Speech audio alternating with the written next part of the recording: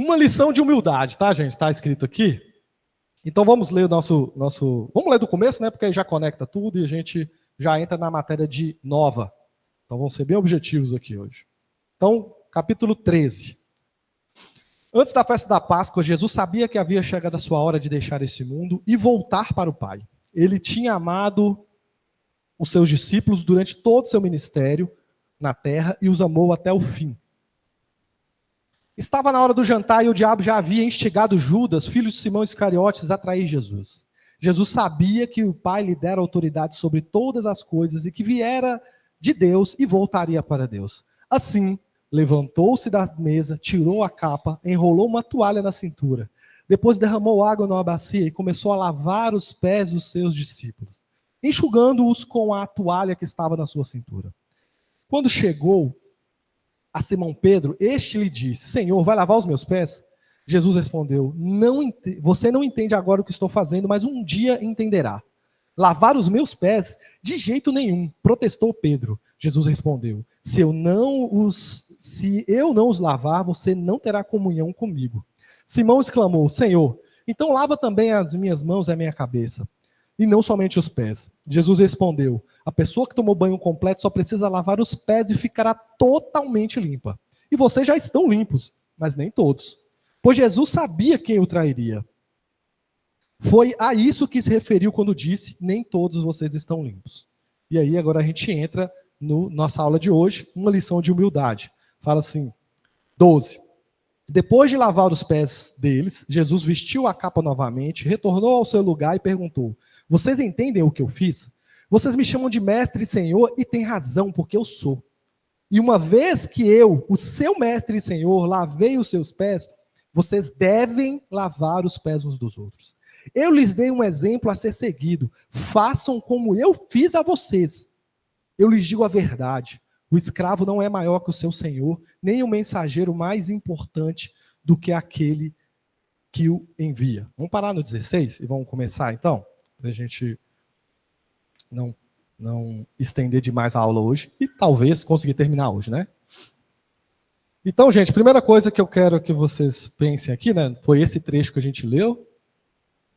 E nós começamos aqui no versículo 12. Então fala aqui que Jesus volta ao seu lugar de autoridade. Ele fez o que tinha que fazer, o que tinha de fazer, né? E voltou ao seu lugar. Então, gente, como eu já falei anteriormente, o fato de Jesus ter feito o trabalho do menor escravo não fazia ele o menor escravo, gente. O trabalho que Jesus fez, ele não mudava quem ele era, né? Então ele volta, né, ele toma a sua capa, ele volta para o seu lugar de autoridade, no centro da mesa ali, para ensinar as pessoas.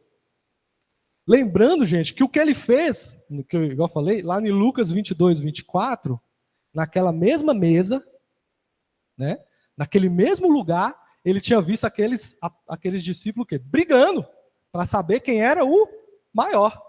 Eles estavam lá, eles começaram a brigar para saber quem era o maior, está relatado em Lucas 22, 24. E aí, por causa disso, igual nós falamos, a justificativa mais forte de por que Jesus fez aquele ato naquele momento foi isso. Ele presenciou aquela briga, ele foi lá, pegou a bacia, pegou a toalha e foi lavar os pés de todos para mostrar, gente. Então eles estavam uma briga colorada para descobrir quem era o maior, só que quem era unanimemente o maior. Quem era, gente? Jesus era o maior. E ele fez o que fez, né? De forma clara, gente, nós podemos enxergar Jesus transitando da posição do menor servo para o da sua principal vocação, que é o quê? Mestre e Senhor.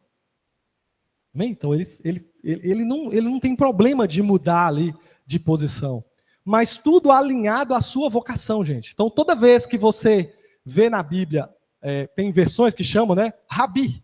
Quando tem versões que falam isso, chama Jesus de Rabi, e tem outras versões que chamam ele de mestre, né? O mais aproximado disso, gente, para o nosso português popular de hoje, seria qual palavra? Quem sabe? Professor, muito bem, gente. Muita gente acertou, vi aí. Então, quando eles falam rabi ou mestre, está chamando Jesus de professor, porque era o linguajar da época.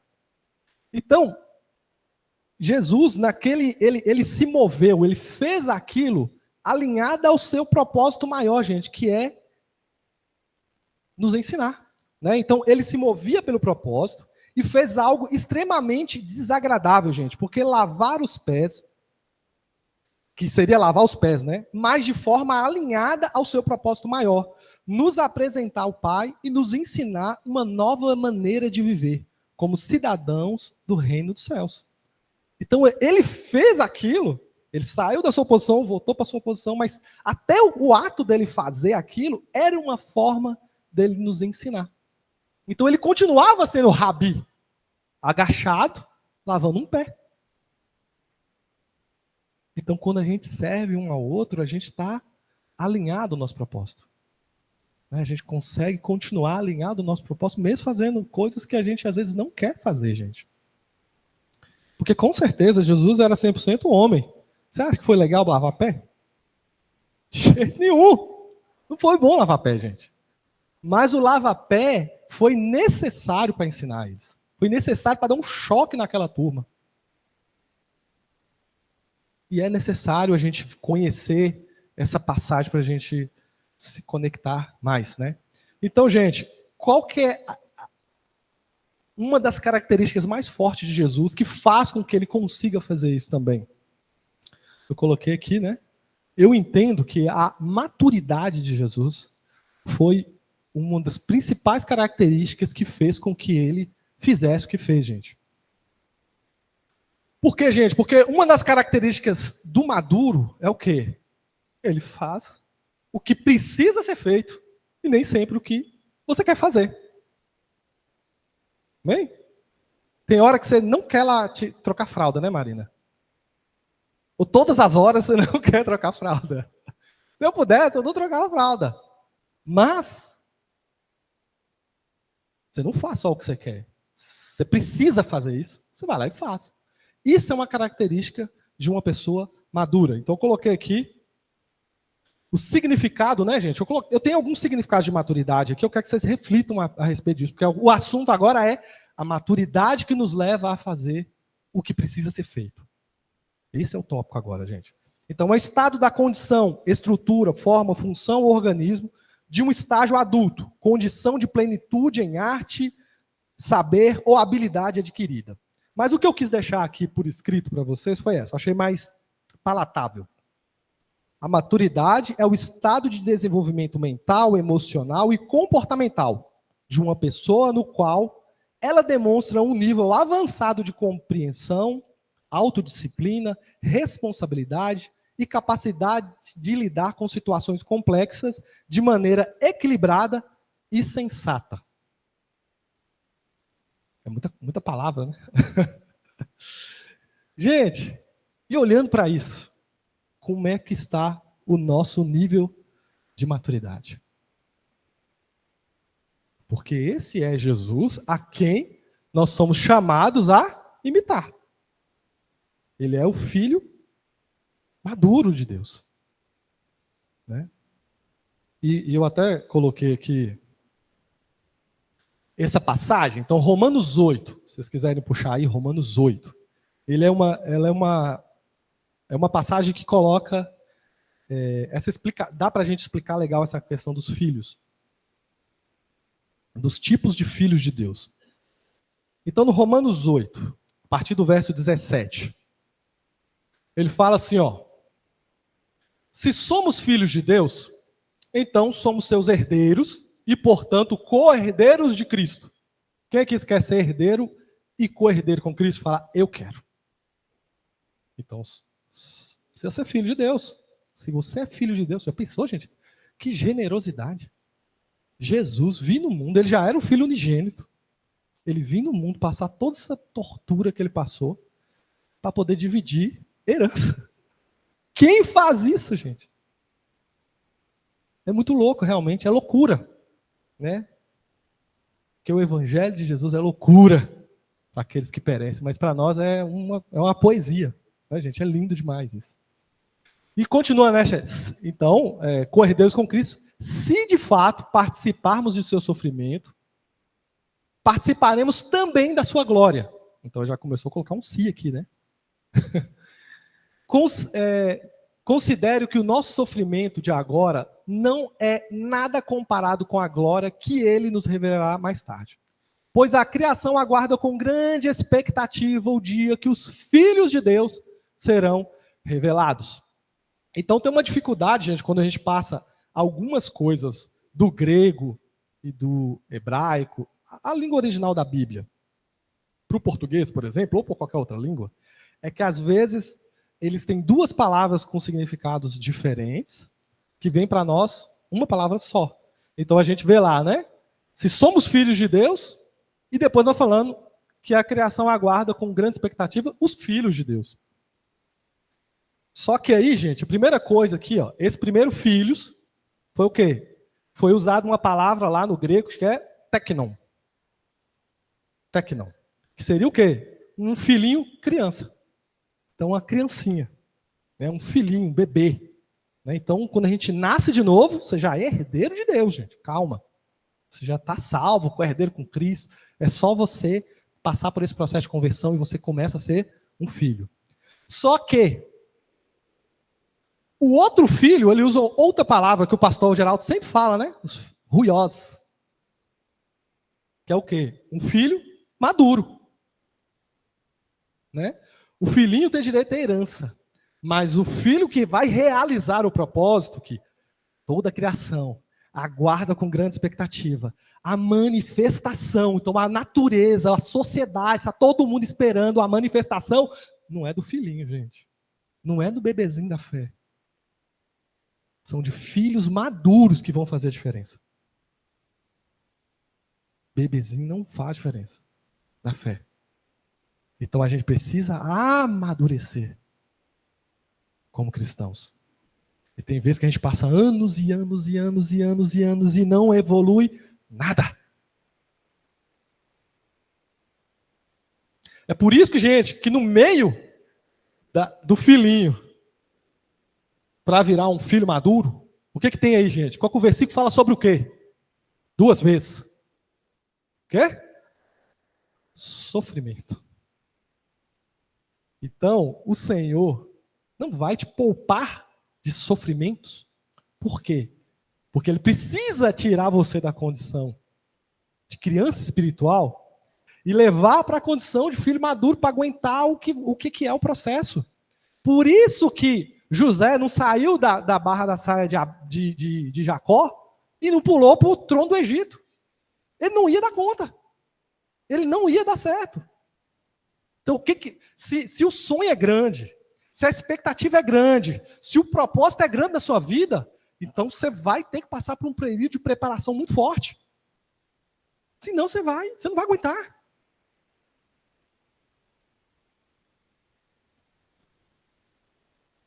Você já viu, gente, atleta quando vai passar por aquele período vai chegar o campeonato, né, Caião? O Caião está acostumado, gente. O Caião é uma máquina de lutar jiu-jitsu, gente.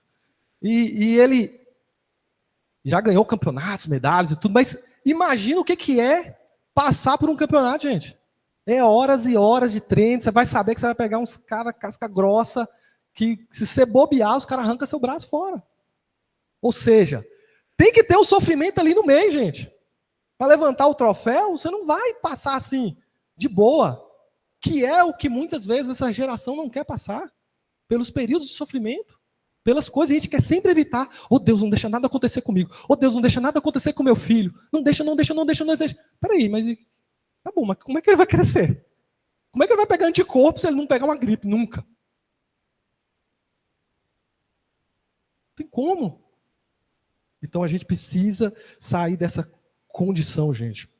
Uma das principais características da maturidade é fazer o que temos que fazer e não somente o que queremos fazer.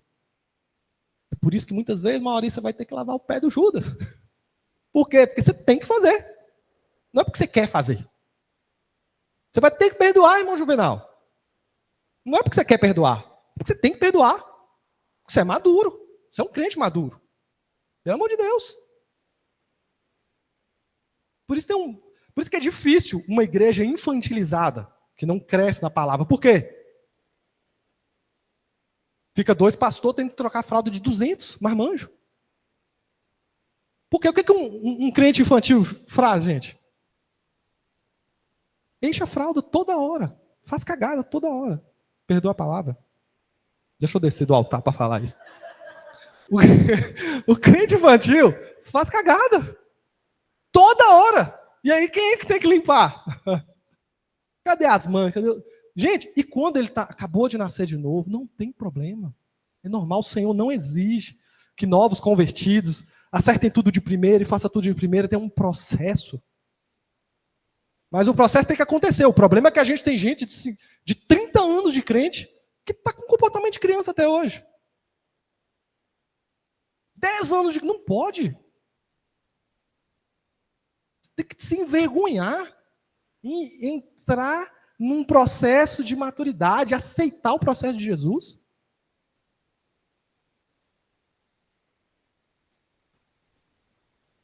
Então, gente, nós entenderam aí, né? Vocês veem que às vezes se perde um pouco da tradução, apesar que, mesmo assim, gente, não perde em nada o valor do versículo, mas quando você entende, às vezes, as palavras originais, ela dá um plus ali, ela abre mais o seu entendimento do que o Senhor está falando. Né? Vamos na sequência aqui. Ó, para vocês verem, gente, você vê como é que está a situação dessa geração. Então, eu peguei aqui uma reportagem que vai falar aqui, ó, adolescentes agora, a adolescência agora vai dos 24 anos de idade e não somente até os 19, defendem cientistas. Então, o que está falando, gente? Cientistas europeus, eles estão defendendo, tá? Não está definido ainda. Que o quê? Ó, gente, a partir de agora, a adolescência não é mais até os 18, tem que ir até os 24. E eles defendem que o quê?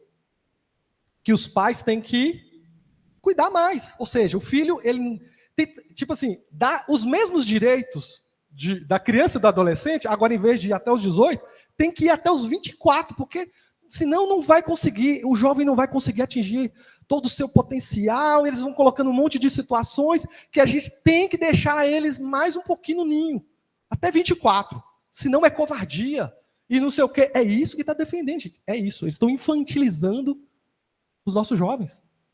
Eles não querem que eles amadureçam. Né? Olha para você ver essa reportagem aqui, ó. Jovem, olha para você ver. Legenda na foto. Segundo cientistas, jovens adiam os planos de independência financeira, casamento, e o que os torna semi-dependentes dos pais. Aquela fase odiada pela maioria das pessoas, a adolescência, ganhou uma sobrevivência de 5 anos. Em vez de terminar aos 19 anos de idade, considerada, na maioria dos países, um grupo de cientistas defende que a adolescência se estende até os 24. Então, vocês veem, gente, o que nós estamos falando aqui é uma estratégia. Você vê que é uma estratégia, eu vejo como uma estratégia diabólica, gente. Ele quer empurrar mais, você tem que continuar sendo infantil, criança, tá? Mas fazendo tudo que os homens querem fazer, quer dirigir, quer ter todos os privilégios de um adulto. Responsabilidade, não. Então, irmão Juvenal, seu marmanjão lá de 24 anos, ele pode fazer o que ele quiser, mas agora, na hora de pagar, não. É só os direitos, os benefícios, não fala, os deveres, não. Pastor Geraldo? Glória a Deus. Nós falando de maturidade, nós entendemos que a maturidade, como o Diego diz assim, os pastores têm que cuidar dos 200 pessoas. Mas a maturidade, ela beneficia a nós mesmos, porque a palavra de Deus diz assim, que nada se difere o escravo do filho. Mesmo que o filho, quando ele é menor, mesmo sendo o senhor de tudo, as bênçãos dele estão sobre tutores e curadores, esperando o tempo determinado. Muitas vezes a pessoa não recebe as bênçãos porque não amadurece, não quer crescer, não quer estudar, não quer ter mais intimidade com Deus e precisa crescer, porque tudo tem um tempo determinado. Jesus Cristo, no seu ministério, ele esperou o tempo determinado. Ainda não é chegada a minha hora. Né? E quando nós olhamos assim, que tem muitas pessoas que não querem crescer, tem anos e anos, mas não se esforçam para crescer, não querem desenvolver, ter conhecimento, então a pessoa se torna sempre, quer se alimentar da fonte, alimentando da fonte, ele nunca é fonte para poder alimentar uma outra pessoa. É por isso que é importante a maturidade, o crescimento, que o apóstolo Paulo diz, eu não tinha por falar de coisas sólidas com vocês, porque ainda são crianças, precisa de leitinhos, né? Porque tem que amadurecer, tem que crescer, a função do crente é essa, é crescer para ter a mente de Cristo, nós entendemos por qual nós somos chamados, né? E quando nós amadurecemos, o que? Nós endurecemos o couro, pode vir chibatada que você aguenta, não, eu estou aqui porque eu amo Cristo, você pode ser rejeitado, não, mas eu estou fazendo a obra do Senhor, você suporta tudo, porque você tem maturidade. Tem pessoas que não têm maturidade, quando, se ele é chamado a atenção, ou se ele fala com ele para fazer algo, peraí, tudo eu? Né?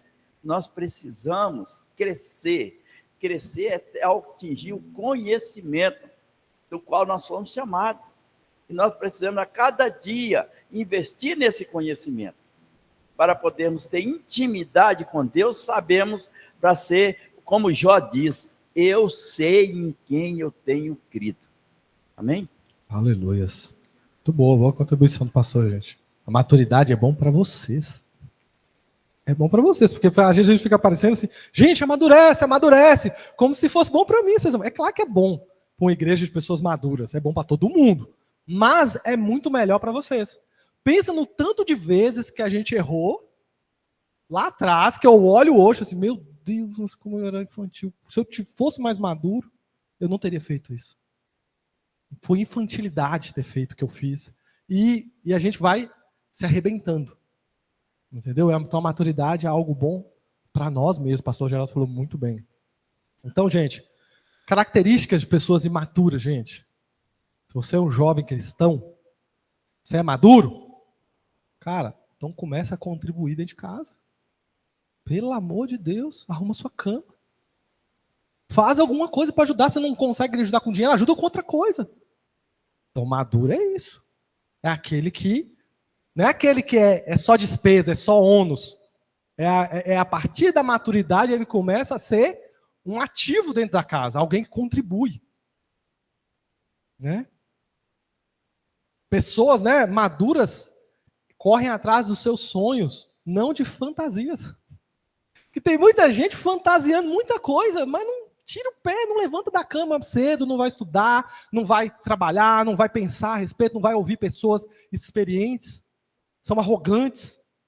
Porque o problema dessa geração, sabe o que é? São muito inteligentes, mas não tem sabedoria. E aí, gente, é o quê? Tem uma Ferrari com motor de fusquinha. Entendeu? É bonitão para fora, tudo, tem todos os acessórios tecnológicos, né? Aro 17, mas não anda. É de jeito. A irmã Carolina vai falar, gente. Gente, outra característica, por exemplo, agora eu quero falar com os adultos, né? Uma característica também que a gente pode ver em adultos infantilizados, por exemplo, adultos que não se responsabilizam, por exemplo, pelos seus pais idosos. Pelo contrário, sugam deles tudo que podem. Isso é uma característica de maturidade. A gente vê quantas pessoas idosas hoje que tem que segurar um marmanjo, cara, 50 anos de idade, 60 anos de idade, dando trabalho. Isso é imaturidade espiritual e física, porque nós estamos falando aqui da imaturidade espiritual muitas vezes, mas existe uma... Tem gente que não sai, gente. Tem gente que está com 60 anos e imaturo, com postura de adolescente. Irmã Carolina? É importante dizer, irmãos, que sempre existirão no nosso meio os imaturos. Porque como a Bíblia diz que o ferro afia o ferro, nós só vamos crescer convivendo com esses bebês, trocando as fraldas deles. É claro que tem bebês de 60 anos, como o Diego está acabando de falar aí, que nós vamos ficar trocando a fralda dele a vida toda, e nós vamos ter que suportá-los em amor. E não é suportar de eu tenho que aguentar essa pessoa, suportar mesmo de dar suporte para que ela cresça. E se ela não crescer, você vai continuar trocando a fralda dela, porque gente madura faz isso, né? E você, como o Diego acabou de falar, que é jovem, às vezes o contato, talvez na sua casa não é todo mundo crente. O contato que ele vai ter de crente é você. Então, essa sua maturidade espiritual tem que refletir em todas as suas atitudes para que as pessoas ao seu redor percebam que realmente você nasceu de novo. Porque se você é o único crente da sua casa e você está dando um péssimo testemunho, como o Diego falou, você não arruma sua cama, você não respeita seus pais, você é um folgado, você não quer estudar, que exemplo você dá de alguém que nasceu de novo para aqueles que estão ao seu redor? Então, isso é muito grave. Se nós nascemos de novo, nós temos que crescer. Né? Se você já passou dessa fase de ser trocado, você vai começar a trocar a fralda de alguém. Talvez vai trocar a vida toda. E quando alguém que ficou muitos anos sendo trocado crescer, vai vir outro para você trocar, porque nunca faltarão os bebês na igreja. Porque nós precisamos aprender constantemente. De preferência os novos convertidos, né, gente? Pelo amor, os bebês de 60 anos de crente mas não vai dá. ter, Diego, aqueles que vão nos espizinhar a vida toda, porque é assim, a Bíblia fala que o ferro afia o ferro. Vai ter uns que são aqueles calos nos seus sapatos e você vai ter que aguentar. Porque crente maduro aguenta, não porque ele quer, como já foi dito aqui 1000 vezes, porque a maturidade nos traz isso. O amor ao Senhor nos ensina a suportar coisas que antes a gente ia explodir. Jesus fala, cala a boca, doida, você é crente, e você fica quieto, porque o Senhor, né, delicadamente te falou. Então, saiba que você sempre vai ter situações que te trazem, né, o velho homem querendo sair para fora, mas se você é nascido de novo, você vai engolir seco, como diz a nossa pastora sempre, vai engolir uma multidão de sapos, vai ficar com a barriga cheia e bem caladinho e pedindo ao Espírito Santo para trabalhar. Porque talvez aquele que está sendo trocado só vai aprender com essa sua atitude. Talvez ele não aprenda, né? Ele só vai o dia que Jesus voltar a tomar jeito de gente. Mas você, como alguém maduro, vai continuar trocando a fralda dele e pedindo ao Senhor graça. Porque não é fácil, mas é assim que a igreja cresce. E a gente precisa pedir ao Senhor que nos ajude nesse caminho. Amém. Vamos lá, gente. Muito bem, gostei. Opa, voltei aqui, pulei, né? Então, falei aqui, gente, uma frase de Josué Gonçalves, que fala assim, ó. O seu trabalho é o que justifica... Aí, opa, eu tava bagunçando aqui as coisas.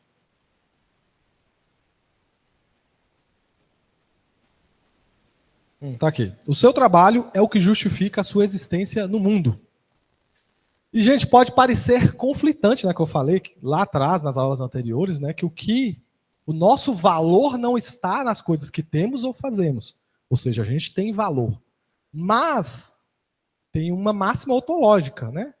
Tudo que foi feito para alguma coisa. Isso aqui é o quê, gente?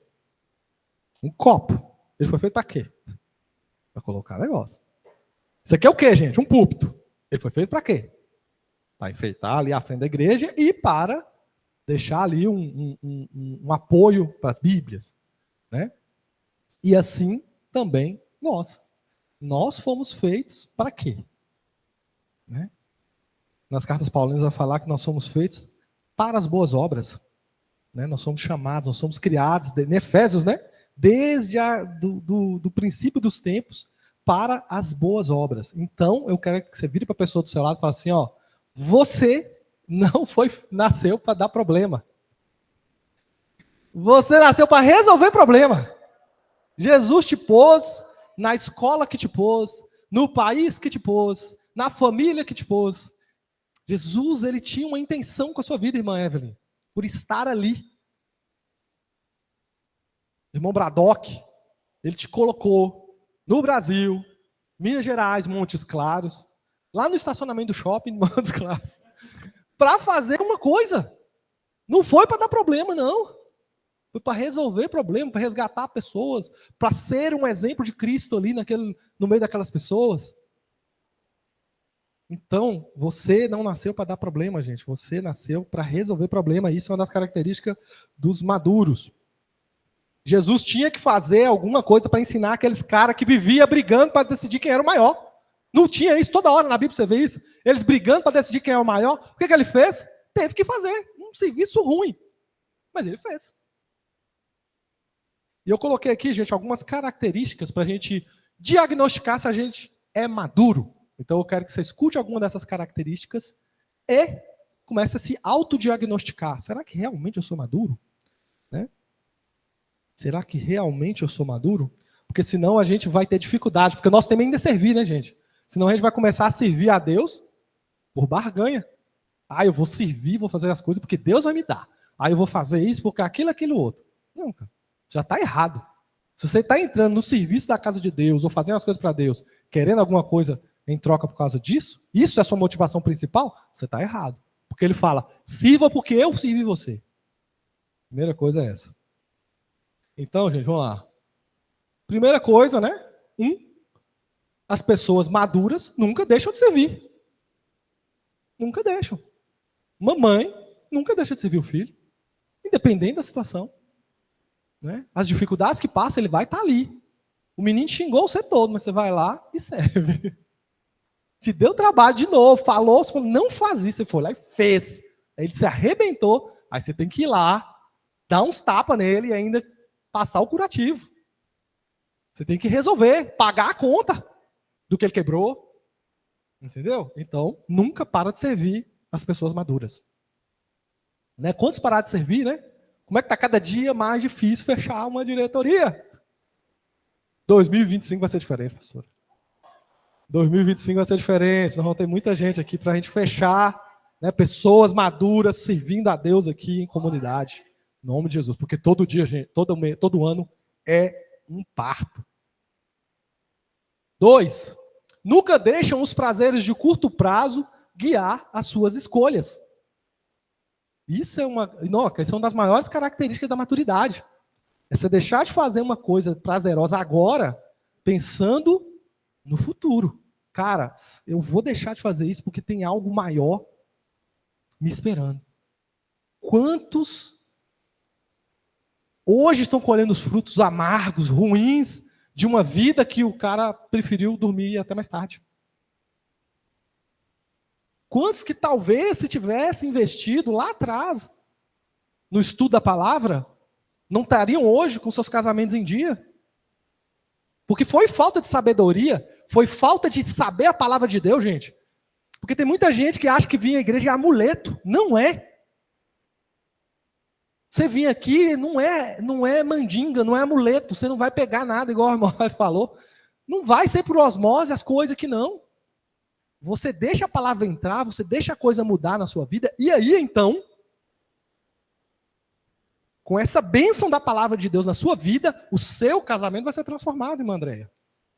A sua vida com seus pais vai ser transformada, a sua profissão pode ser transformada, tudo na sua vida pode ser transformado. Mas você vai ter que aceitar o processo.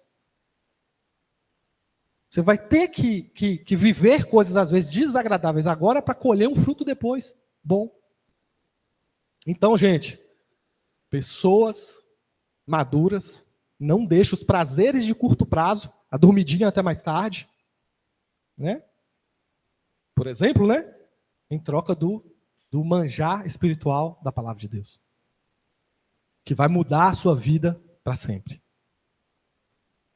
Nunca julga um livro pela capa, gente. Então, também são características de uma pessoa madura, né? Que olha para as pessoas, porque hoje em dia é muito assim, né? Hoje nós estamos na sociedade da imagem. A gente julga as pessoas só pela aparência. Ela tem aquilo, né? Eu vejo notícias, gente, tem um monte dessas influências que a gente vê, aqueles cortes, né? O cara aqui no microfone de podcast falando coisas lindas e tal. Tudo fachada, gente. Ele nem está sendo entrevistado. Ele aluga um espaço.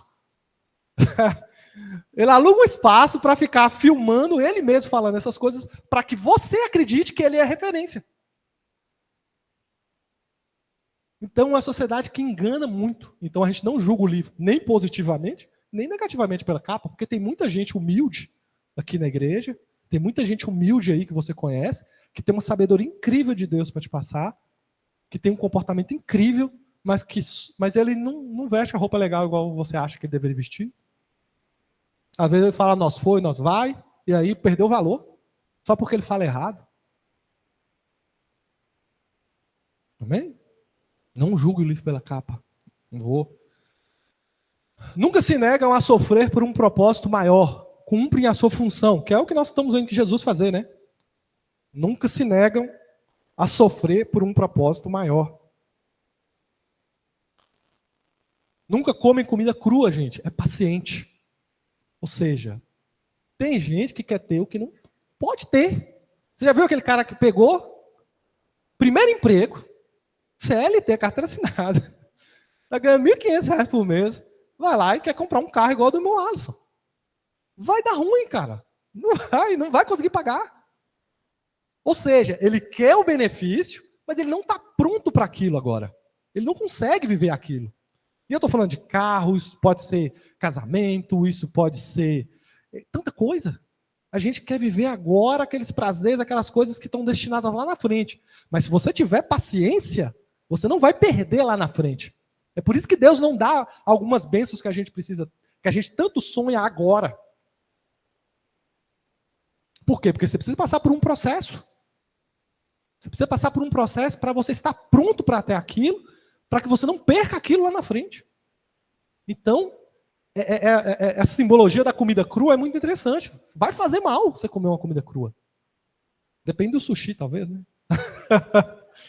Mas sushi é outra coisa, gente. A pessoa carne de porco crua? Que nojo. Uma feijoada com carne crua dentro? Não dá, né, Gera? Misericórdia. Vai morrer. Então é isso, gente. Tenha paciência. Vivam os processos do Senhor. Ou isso aqui é pesado. Nunca ficam de mimimi. Vitimismo, gente. Pessoas maduras nunca ficam se vitimizando. Ah, você não fez isso para mim. Ah, eu não consigo. Eu não tive as oportunidades. Fica chorando pelo que não teve e não começa a arregaçar as mangas e lutar pelo que o Senhor fez para você. Para de ficar de mimimi. Ah, eu não estou bem na igreja, eu não vou porque um dia eu vou lá e ninguém me cumprimenta. Então, mimimi, vitimizar, gente, é uma pessoa que não sai do lugar. Ele vai sempre precisar que alguém fique ali tentando animar ele, tentando trazer ele de novo. Vem, desenvolve, vamos lá, você vai conseguir. Aí ele vai, não consigo, eu sou isso, eu sou aquilo. Então, a pessoa se olha com um olhar depreciativo e ela nunca se desenvolve. Então, a gente tem que cuidar com o espírito de vitimismo, que não permite que a gente evolua. Pastor, quer falar sobre isso agora, vitimismo? Pode falar então, pastor. Vamos aproveitar essa oportunidade, nós estamos falando de maturidade. Qual a importância da maturidade nas nossas vidas como cristãos? A palavra de Deus diz lá em Efésios 4, diz assim: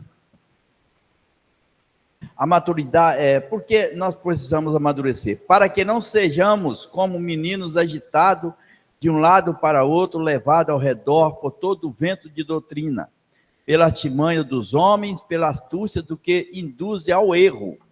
Mas seguindo a verdade em amor, cresçamos em tudo naquele que é o cabeça, Cristo, de que todo o corpo bem ajustado, consolidado pelo auxílio de toda junta, segundo a justa cooperação de cada parte, efetua o seu próprio aumento para a edificação de si mesmo em amor.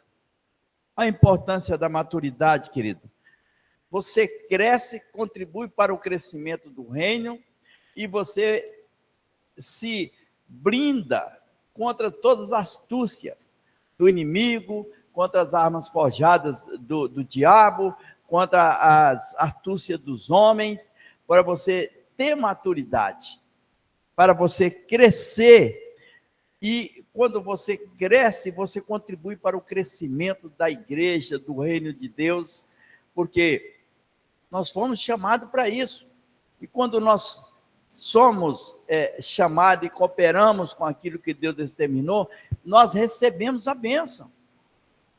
Nós é que somos edificados. Nós é que crescemos. E eu fico olhando assim, quando Diego fala assim, que a pessoa tem que cooperar em casa, tem que cooperar com a sua vida pessoal. Não tá? Tem pessoas que, às vezes, acham que o tempo não passa, mas o tempo passa. O tempo é implacável para todo mundo. Tem pessoas que Às vezes a gente conhece no Evangelho muito tempo, mas pessoas ainda não amadureceu, não cresceu. Ele estacionou ali, aí fica beliscando uma coisa a outra na Bíblia e não tem conhecimento de coisa alguma. Muitas vezes eles confundem a tua própria mente com coisas que são lançadas na internet, que são coaches que dizem, e a palavra de Deus que precisa ser lida, examinada, muitas vezes ela não é colocada em prática. Aleluia. Vamos continuar. Então, gente, nunca ficam de vitimismo. Então, pensa sobre isso, gente. Vitimista não cresce, não desenvolve, não muda nada. Porque é vítima. Vai sempre depender de alguém para te socorrer. E o Senhor ele nos chama de quê? De soldados. O Senhor ele sempre coloca a gente como pessoas de atitude, como pessoas que estão responsáveis pelo seu próprio crescimento. Então vamos lá. Nunca se comportam como cobradores, gente. Então, um cara que é imaturo, ele sempre está esperando no outro, sempre vai estar cobrando do outro alguma coisa. Ah, mas vocês não fizeram, eu fiz. E não sei o quê. E sempre está olhando para o outro e cobrando, é compromissória. Ah, entendeu? O que Jesus fez? O que vocês forem servir, façam por minha causa. Está sempre com uma promissória em casa. Ah, mas vocês não fizeram nada. Porque se você pudesse cobrar, você poderia cobrar um monte de coisa das filhas, né, Gera? Ou seja, se fosse imaturo, estaria cobrando um monte. Mas vocês, olha o tanto de coisa que eu fiz para vocês. E agora? Que hora que vocês vão pagar? E não sei o quê. Não é assim a postura de uma pessoa madura. E por último, eu coloquei, pulei. Nunca pensam somente no eu, mas em nós. Então essa é a 8ª característica aí que eu quis colocar. Tem mais coisa, gente, sobre maturidade. É só para a gente dar sequência. Nossos últimos 10 minutos aqui vamos tentar evoluir. Então falamos aí, gente, que Jesus, depois de lavar os pés, e a maturidade dele foi o que promoveu esse momento, gente. Outra coisa, versículo 13 e 14, que vai falar, Vocês me chamam mestre e senhor, e tem razão, porque eu sou. E uma vez que eu, o seu senhor e mestre, lavei os seus pés, vocês devem lavar os pés uns dos outros. Então Jesus é extremamente direto e confrontador na escolha das palavras. Primeiro, ele invoca sobre si o título que os próprios discípulos já o chamavam, mestre e senhor. Que nos mostra mais uma vez, gente, o conceito de humildade. O que nós estamos estudando, gente? Quem que lembra do título? Uma lição de humildade. Mas Jesus está falando, vocês me chamam mestre e senhor, e eu sou mesmo. Estranho, né? Porque muito dos conceitos das pessoas sobre humilde é o quê? Aquele que fala, mas eu sou fraquinho, eu não sei muito, O cara é inteligente, mas eu não sei. Sabe aquela pessoa que fica se depreciando para parecer humilde? Não é humilde, gente. A humildade no conceito de Jesus é isso aqui.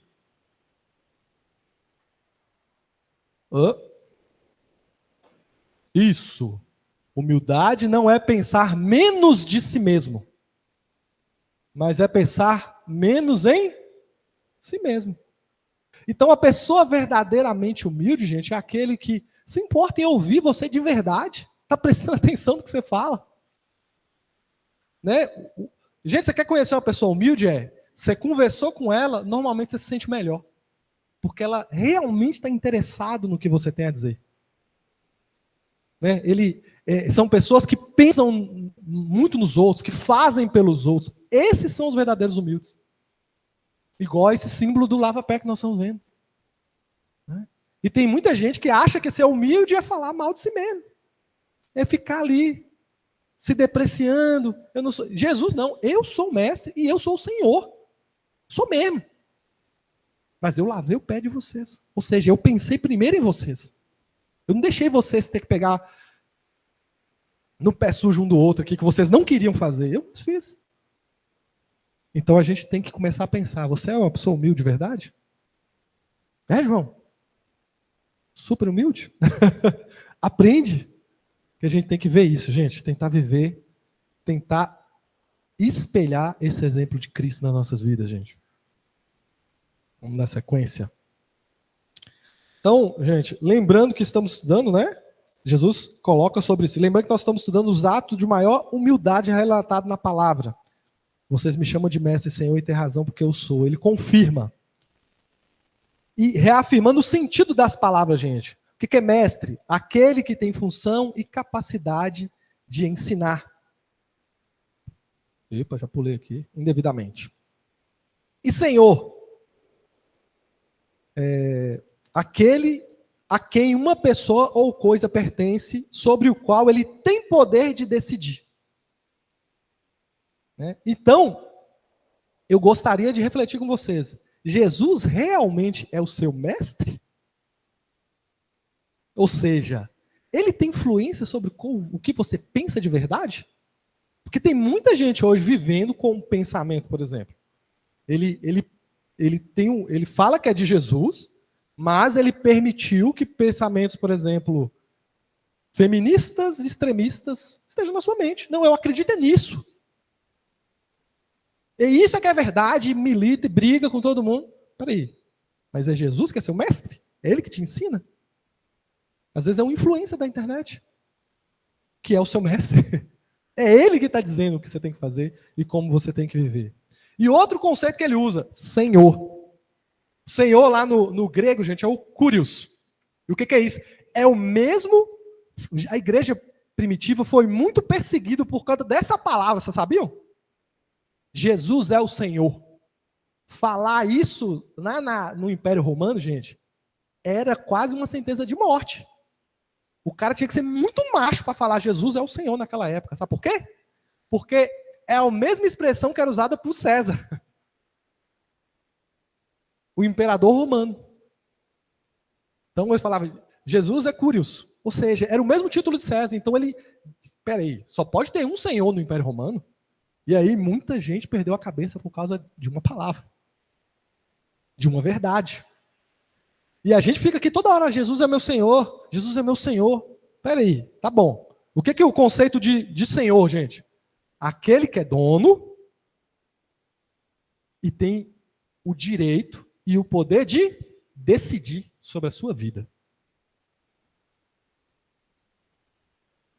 Então, de forma profunda, realmente, Jesus tem decidido sobre a sua vida?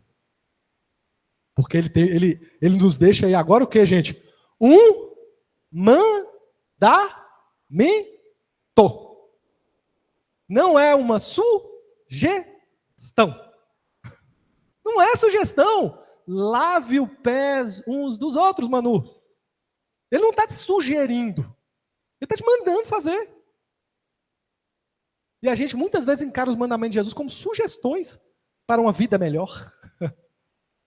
5 dicas de Jesus. Jesus podia, tivesse hoje, ia gravar um vídeo no YouTube, né? 5 dicas de Jesus para você ser melhor. Para você viver melhor. Ou seja, no final, quem vai ter o benefício é quem? Você. Entendeu? Como a nossa geração é tão egoísta, tudo que a gente importa é com a gente. Eu vou fazer as coisas de Jesus se for bom para mim. Peraí, Jesus não está importando se vai ser bom para você, Xandão. Ele está importando se você vai obedecer a ele. Ele é Senhor da sua vida? É Senhor da sua vida? É isso, gente. É simples, é preto no branco. Né? Tem muita gente que quer fazer o evangelho 50 tons de cinza. Né? Cheio de, pode, mas é mais ou menos aqui, e eu vou... Não, é preto, tem coisa na Bíblia que é preto no branco. Ou ele é Senhor, ou ele não é. Ele não vai te obrigar. Mas você que está se colocando sob a autoridade de Jesus. Amém? No 15, Jesus mostra mais uma vez, né, a sua característica como líder. Ficou ruim, né, essa leitura, mas ficou assim, ó. Eu lhes dei o exemplo a ser seguido. Faça como eu fiz. Qual que é a característica de líder de Jesus, gente? É ali, ó. É o líder que aponta o caminho, mas que ajuda a carregar. Então, tudo que Jesus te mandou fazer, irmão Caio, irmão Moisés, ele te ajuda a carregar. Ele mandou você servir, ele te ajuda a servir. Ele mandou você largar o pecado, ele te ajuda a largar. Ele te mandou amar, ele te ajuda a amar. Ele te mandou perdoar, ele te ajuda a perdoar. Então ele vai com a gente, gente. E isso é que é bom estar sob essa liderança de Jesus. Porque ele vai junto.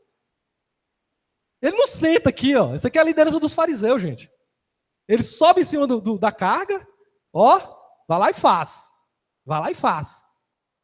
E vocês, como líderes, né? Você está olhando o relógio ali com veemência. Eu estou quase acabando. Uma veemência para olhar o óculos. Então, gente,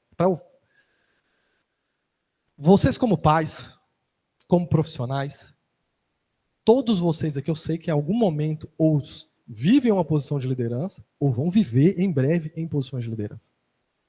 Pais, profissionais, eclesiásticos aqui na casa de Deus, em todos os contextos. E teve uma vez que o pastor me deu uma incumbência de falar sobre criação de adolescentes, né? E eu estudando sobre isso, eu vi que, numas pesquisas sobre os desviados, uma das taxas maiores que tinha de desviados, sabe o que era, gente? Era filhos de pais crentes que não viam o pai crente ser crente dentro de casa. Ou seja, ele mandava para a escola bíblica, mas não ia. Ele mandava obedecer a palavra, mas não obedecia. Ele mandava não mentir, mas mentia. Entendeu? Ele via na casa dele uma hipocrisia. E quando ele chegou na fase adulta, quando ele manda na vida dele, o que você acha que ele ia fazer? Ninguém vai viver mentira, não, moço. Quem vai apostar a vida? Porque viver o evangelho de Cristo é apostar sua vida, é colocar todas as suas fichas numa coisa só. Ninguém vai apostar tudo numa mentira.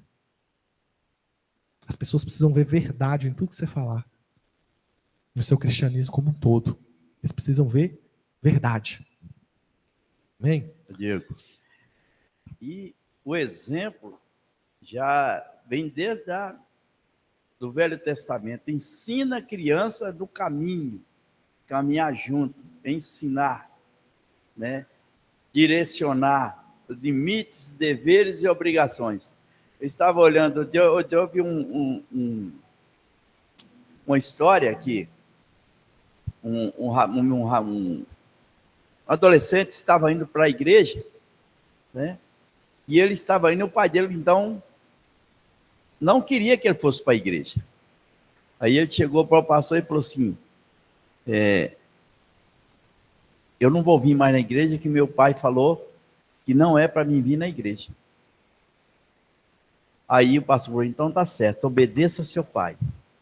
É o primeiro mandamento com promessa. Aí, ele não foi mais na igreja, ficou lendo a Bíblia em casa. Um dia o pai dele viu ele lá e falou assim, você não está indo na igreja, não? Ele falou, não. Por que você não está indo?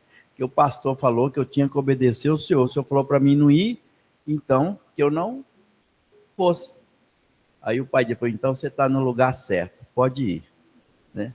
Então isso quer dizer que nós temos que ser luz onde nós estamos. E a luz traz à existência as coisas que estão erradas. A palavra de Deus diz, quando acende uma lâmpada, você coloca em cima da mesa, não embaixo, para que todos que estão na casa resplandeça a luz. E a luz é que traz à tona o que está errado. E que nós precisamos justamente é isso, ser exemplos para os nossos filhos, não só para os nossos filhos, mas na nossa comunidade, no trabalho, na escola, e para podermos divulgar o amor e quem habita em nós. Eu falar, eu sirvo a Jesus, é uma coisa. Agora, servir de fato tem que ter transformação e mudança de vida. E tem que seja notório em nossa vida a mudança qual nós proferimos e que nós falamos. É preciso servir em verdade. Aleluia. Vamos terminar só o 16, gente, porque aí cheguei na metade da aula aqui no 16. Aí semana que vem a gente termina. Ela fica rindo, viu? Ai, meu Deus do céu. Nem precisou. Aleluia, gente. Estou falando aqui porque, pessoal, eu tinha certeza que eu ia terminar hoje, gente. Só que cheguei na metade. Hã? Iludido. Então vai lá, gente, 16, rapidamente. Eu lhes digo a verdade. O escravo não é maior que o seu senhor, nem o mensageiro mais importante que aquele que o envia. Quem lembra, gente? Eu lhes digo a verdade. O que significa isso? Nós falamos já em escolas bíblicas passadas. Ó, para você ver, NVI, eu lhes digo a verdade. NTLH, eu afirmo. E na ARA, né, a mais conhecida, em verdade, em verdade. Quem lembra o que é isso? A gente explicou quando isso acontece. Não tem um padrão bíblico que sempre acontece Jesus falando em verdade, eu lhes digo a verdade? Existe um padrão. Alguém lembra? Isso, está mais ou menos chegando, mas eu vou explicar, gente. No grego é amém, amém. Então Jesus, antes de falar isso lá no grego, falou amém, amém. E aí ele começou a falar.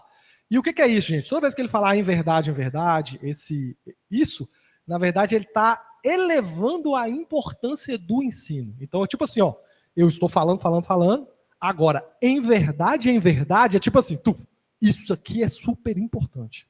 Liga seu radar. Amém? Então ele fala, em verdade, o escravo não é maior que o seu senhor, nem o mensageiro é mais importante do que aquele que o envia. Então o Senhor está nos dando a entender aí, gente,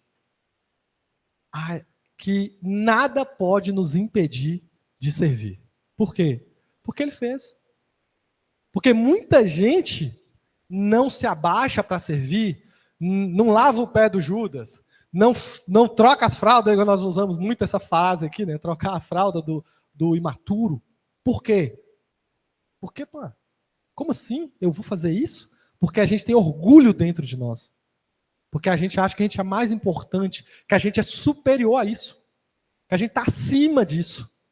E Jesus vai falar, peraí, lembra quem é que fez. Não esquece quem é que está fazendo isso. O escravo não é maior que o seu senhor. Lembra que ele falou agora? Eu sou o senhor e sou o mestre, não sou? Vocês mesmos estão falando que eu sou o senhor e mestre? Então faça. O mensageiro não é mais importante do que aquele que o envia.